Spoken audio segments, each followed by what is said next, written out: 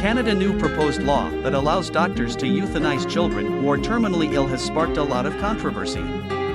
Parents and critics are expressing their concerns, stating that this proposed law is inherently reckless and horrible.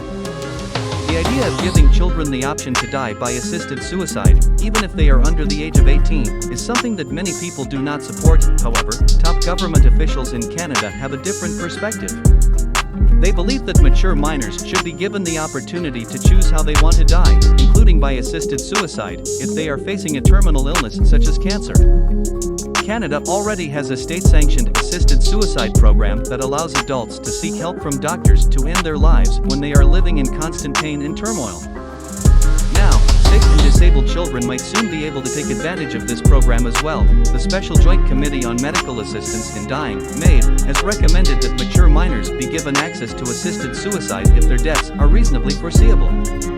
This would allow these mature minors to access assisted suicide services without the consent of a parent. However, the proposed changes to the law will need to be debated in the House of Commons before they can be enacted. Not everyone is in favor of this proposal. Amy Hasbrook, who campaigned against MAiD for an organization called Not Dead Yet, believes that assisted suicide should not be an option for children.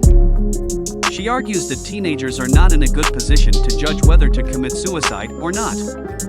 Any teenagers with a disability who are constantly told that their lives are useless and pitiful will be depressed, and of course, they will want to die. Alex Schadenberg, the executive director of the Euthanasia Prevention Coalition, believes that Canada has been on a slippery slope to widespread assisted suicide ever since the country first introduced the euthanasia law in 2016.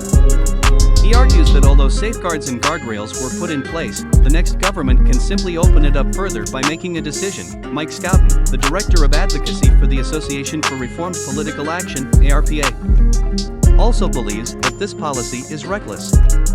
He lost his son on May 29, 2022, at the age of 18, after a grueling battle against Ewing sarcoma. Scouten believes that if his son had access to assisted suicide, the boy would have known that his caregivers had given up on him. In conclusion, the proposed changes to Canada's assisted suicide laws to include mature minors under the age of 18 are controversial. While some believe that children facing terminal illness should have the option of choosing how they die, others argue that this is inherently reckless and horrible. The proposed changes will now go to debate in the House of Commons in Canada for the next few months, and it remains to be seen whether they will be enacted.